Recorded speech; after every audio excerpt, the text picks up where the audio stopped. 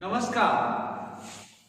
तो क्लास 6 में कल पहला पाठ वह चिड़िया जो, पहले पाठ के 2 छंद हमने पढ़े थे। इससे पूर्व हम लोगों ने व्याकरण पढ़ा था। व्याकरण में वर्ण विचार, शब्द विचार, वाक्य विचार, और अब हम पाठ्य पुस्तक का अध्ययन कर रहे हैं। तो पहली कविता वह चिड़िया जो, इसमें कवि चिड़िया के बारे में बता रहा है और ये बताने की कोशिश कर रहा है कि चिड़िया को किन किन चीजों से प्यार है। इसके कवि केदारनाथ अग्रवाल जी हैं। पहली कविता, पहला छंद, वह चिड़िया जो चोंच मार कर दूध भरे जुंडी के दाने रुच से रस से खा लेती है, वह छोटी संतोषी चिड़िया, नीले पंखों वाली मैं हूं, मुझे अन्न से बहुत प्यार है। इसको कल हमने पढ़ा। दूसरा छंद, वह चिड़िया जो कंठ खोल कर बूढ़े बन बाबा की खातिर रस उड़ेल कर गा लेती है, वह छोटी मुंह बोली चिड़िया, नीले पंखों वाली मैं हूं, मुझे बिजन से बहुत प्यार है। तो पहले उसमें चिड़िया को अन्न से प्यार है, दूसरे में बिजन से प्यार है। और अब तीसरा छंद देखते हैं। तीसरे छंद में चिड़िया क्या कहती है? तो वह चिड़िया जो चोंच मार कर, चिड़िया कैसे कोई काम कर रही है? चोंच के द्वारा।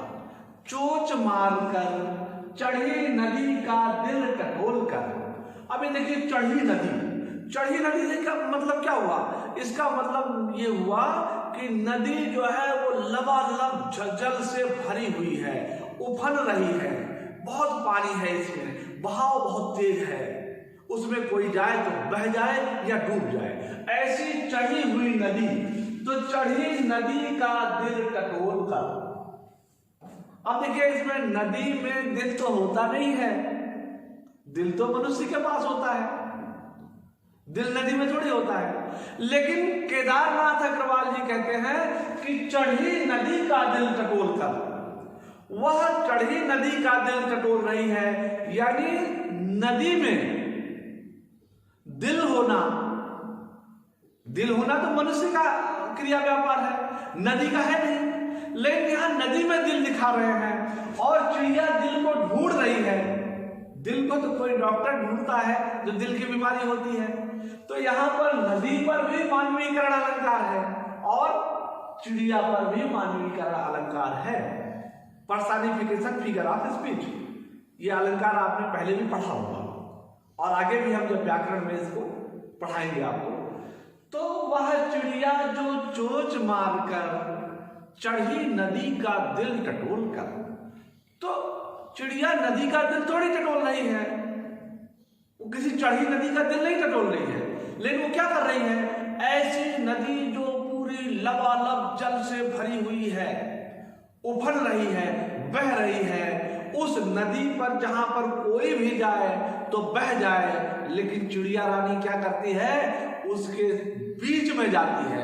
दिल मतलब जैसे दिल हमारे मध्य में है, वैसे ही वह उफनती नदी के मध्य में जाती है और अपने लिए जल का मोती, जल को मोती कह दिया,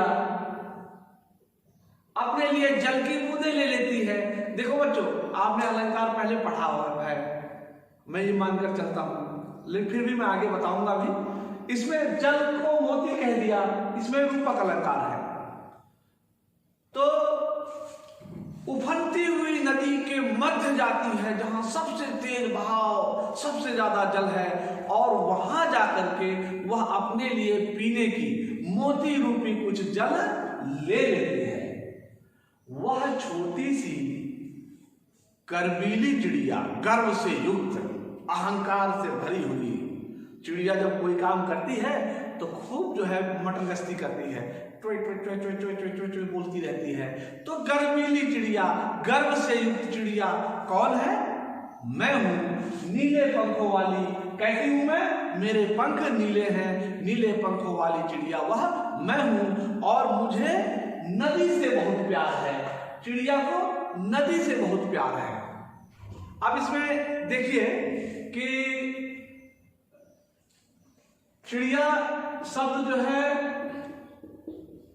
यह संज्ञा है, चिड़िया संज्ञा है, और संज्ञा की जो विशेषता बताते हैं, जो संज्ञा की विशेषता बताते हैं वे विशेषण होते हैं। संज्ञा या सर्वनाम की विशेषता बताने वाले विशेषण होते हैं। तो यहां पर चिड़िया की विशेषता छोटी से पता लगी और गर्वीली से पता चली, तो ये दोनों विशेषण होंगे। ऐसे ही चिड़िया कैसी है? नीले पंखों वाली है, यह भी विशेषण। तो संज्ञा या सर्वनाम की विशेषता बताने का काम कौन करता है? विशेषण करता है। यहां पर चिड़िया संज्ञा है, इसकी चिड़िया कैसी है? छोटी है। चिड़िया कैसी है? गर्वीली है। चिड़िया कैसी है? नीले पंखों वाली है, यह विशेषण है। तो इसी तरह से आपको कुछ प्रश्नोत्तर और दिए जा रहे हैं, प्रश्न दिए जा रहे हैं जो आपके पाठ्य पुस्तक में है, उनको देखिएगा और उनका उत्तर भी आपको अपनी उत्तर पुस्तिका में लिखना है। जैसे पहला प्रश्न है, कविता पढ़कर तुम्हारे मन में चिड़िया का जो चित्र उभरता है उसे आप बनाना।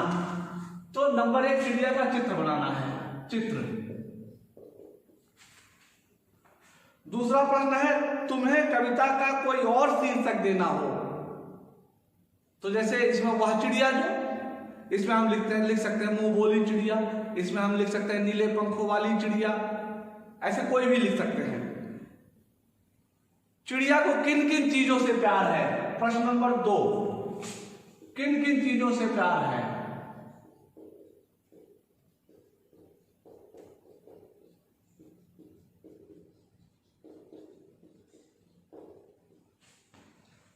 और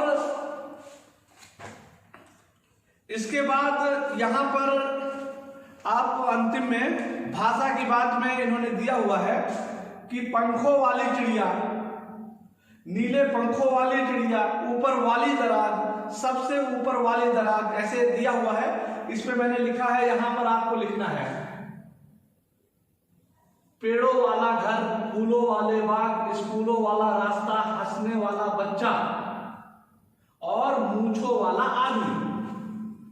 तो इसमें आपको लिखना होगा ऐसे ही, जैसे मोरों वाला बाग, ऐसे हम लिख सकते हैं केले वाला बाग, ऐसे जैसे पेड़ों वाला घर, हम लिख सकते हैं कबूतर वाला घर, ऐसे इसमें है फूलों वाली क्यारी, स्कूलों वाला रास्ता, हंसने वाला बच्चा, मूंछों वाला आदमी, टोपी वाला आदमी लगा सकते हैं इसमें। इस प्रकार से आपको यह प्रश्न भी अनुमान और कल्पना का प्रश्न नंबर 1, प्रश्न 1, यह भी अनुमान और कल्पना से।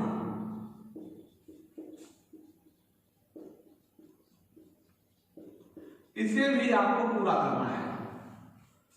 तो आज के लिए सिर्फ इतना ही, और आगे हम कल अगला पाठ शुरू करेंगे। तब तक के लिए धन्यवाद।